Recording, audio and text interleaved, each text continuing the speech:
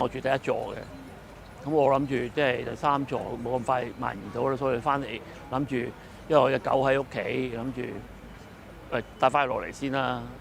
因為我哋翻到嚟，我哋差唔多5點幾翻到嚟都唔俾我哋上去啦。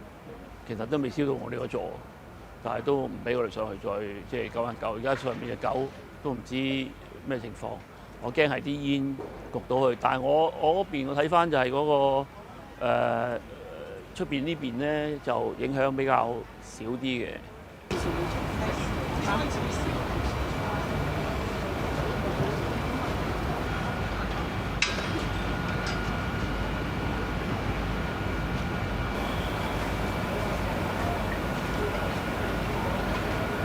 極度低落啦！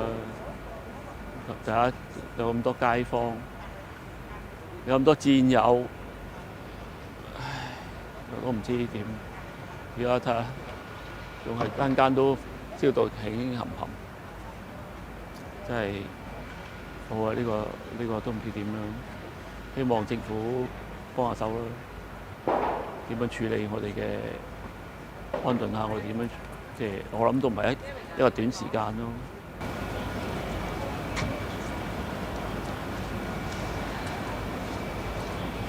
咁我收到信息係3點零鐘啦，就話天台嗰度火燭，跟住好快就蔓延開去。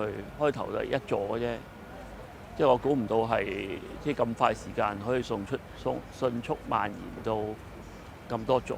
係會有電藥放咗電藥，蛇屎會爆裂。咁我又如果我照我都未照到啦，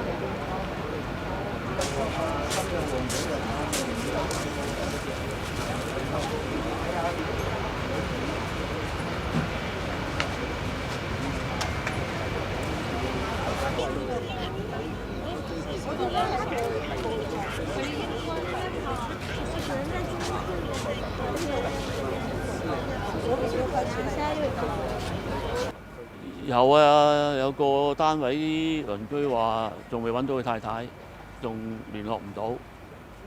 咁有啲就報咗平安咯，但係有啲仲喺上邊，我唔知點解又冇人去救佢，係咪等佢哋？唉，係咪等佢哋點樣處理咧？有啲我知道有啲我哋啲業委同事，佢係有個 BB。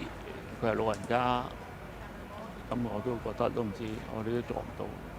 我頭先打電話俾佢，仲喺屋企嘅。呢個袋入面嗰啲清出嚟俾。你帶佢去嗰個都係帶佢出嚟。打車。